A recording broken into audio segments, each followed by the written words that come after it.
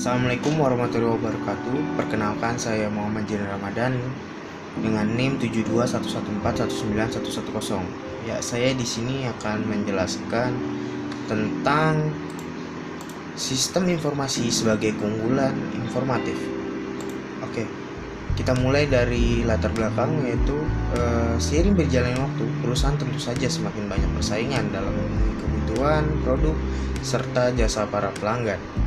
Perusahaan juga harus mendapatkan keunggulan kompetitif melalui sumber daya virtualnya, dan keunggulan tersebut lebih condong ke penggunaan informasi untuk mendapatkan segala informasi tentang pasar agar perusahaan bisa bersaing dengan perusahaan lain.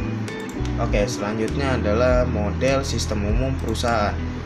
Jadi, model sistem umum perusahaan adalah suatu model yang menampilkan suatu arsitektur bagi seluruh jenis organisasi dalam bentuk suatu sistem, ya. Bisa kita lihat di sini, yaitu kita mulai dari aliran sumber daya fisik. Sumber daya fisik meliputi tentang pegawai, bahan baku, mesin, dan uang.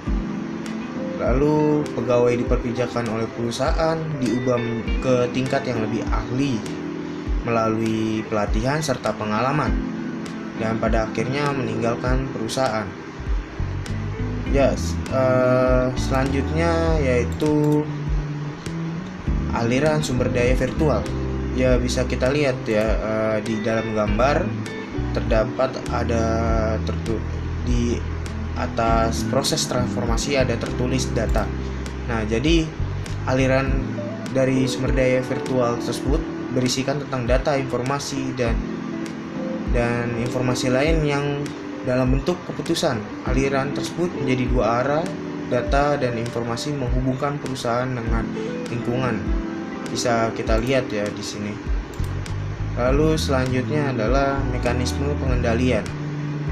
Nah, unsur yang memungkinkan perusahaan mengendalikan operasinya sendiri meliputi dari standar kinerja yang harus dipenuhi oleh perusahaan jika ia ingin mencapai tujuannya secara penuh. Lalu ada manajemen perusahaan. Lalu, dan yang paling terakhir adalah pemrosesan informasi yang mengubah data menjadi informasi untuk mengambil suatu keputusan. Ya, lalu selanjutnya yaitu kita lanjut ke slide selanjutnya, yaitu perusahaan dalam lingkungan. Jadi perusahaan tidak bisa berjalan tanpa adanya lingkungan dari perusahaan tersebut. Unsur lingkungan tersebut bisa kita lihat di sini, ada 8 jenis ya, bukan 8 jenis ada 8 elemen. Bisa kita lihat ya, pemerintah, masyarakat keuangan, pelanggan, pemasok, pesaing, pemegang saham, serikat pekerja, masyarakat global. Nah, dari 8 elemen ini istilahnya perusahaan itu membutuhkan 8 elemen ini. Jika salah satu tidak ada, maka perusahaan tersebut tidak berjalan secara lancar. Oke, selanjutnya yaitu rantai nilai Porter, atau bisa kita sebut value chain. Porter meyakinkan sebuah perusahaan meraih keunggulan kompetitif dengan menciptakan suatu rantai nilai. Margin adalah nilai dari produk dan jasa perusahaan setelah dikurangi dari harga pokok.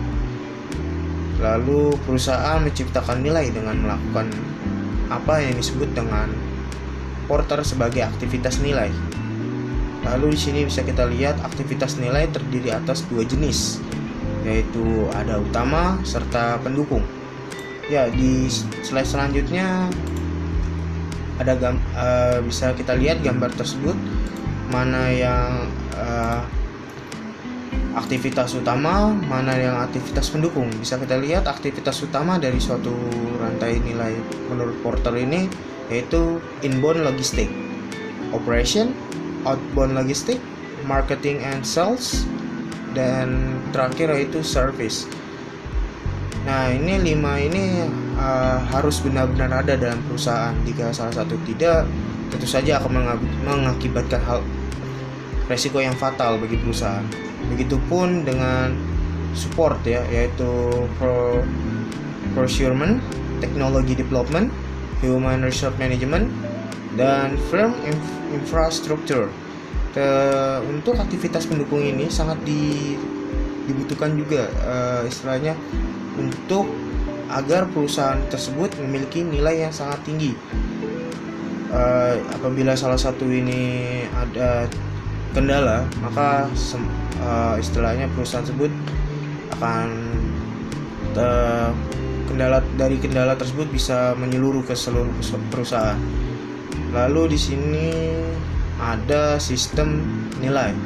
Sistem nilai tersebut ada rantai nilai pemasok, rantai nilai perusahaan, serta rantai nilai pelanggan. Jadi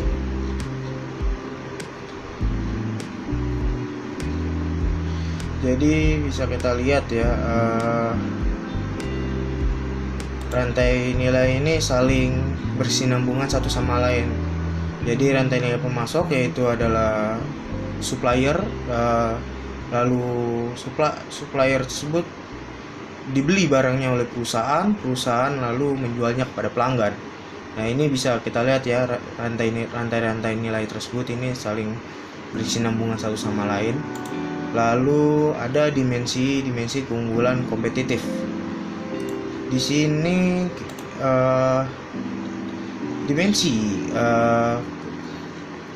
dimensi keunggulan strategis adalah suatu keunggulan yang memiliki dampak fundamental dalam membentuk suatu operasi perusahaan.